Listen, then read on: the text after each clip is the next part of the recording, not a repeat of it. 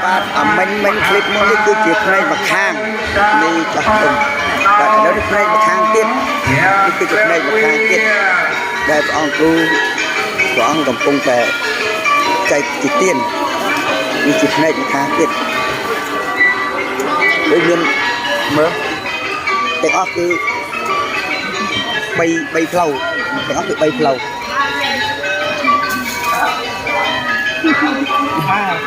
ឥឡូវនេះគឺបាន2ផ្លូវហើយគឺនៅ2ផ្លូវមិនទាន់ទឹកឡើយទេ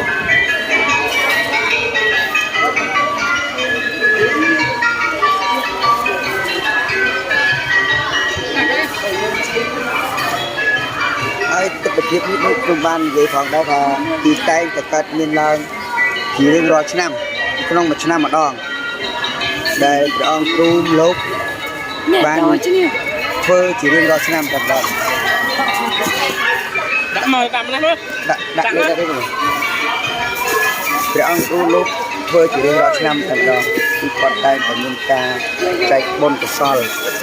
ដល់ចាស់អ៊ុំនិងម៉ែដែលគាត់មានអាយុច្រើនអញ្ចឹងគាត់គឺតែគាត់ជារៀងរាល់ឆ្នាំតែម្ដង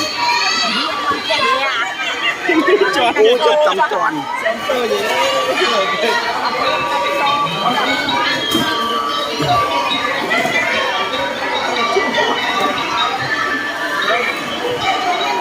ហើយនៅក្នុងការចែកទាននេះ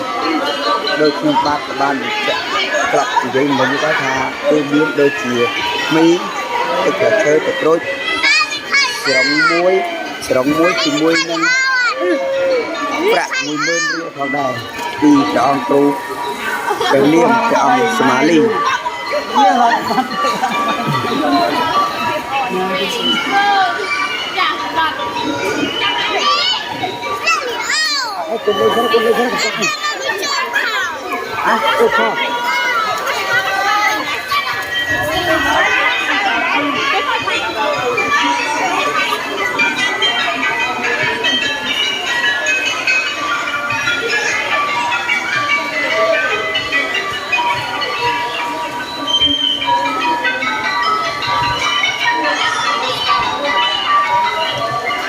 បាទនេះនៅតែមួយផ្លូវនេះទៀតទេក៏អស់ហើយនៅដល់ហើយជា10នាក់បាទនេះហើយតែបងប្អូនចង់ឃើញទស្សនវិជ្ជាដែលអាចមកទស្សនាបានក្នុងមួយឆ្នាំម្ដងគឺលោកតែមានការតែជាអំណោយแบบនេះជារៀងរាល់ឆ្នាំគ្រូមួយក៏មានពេល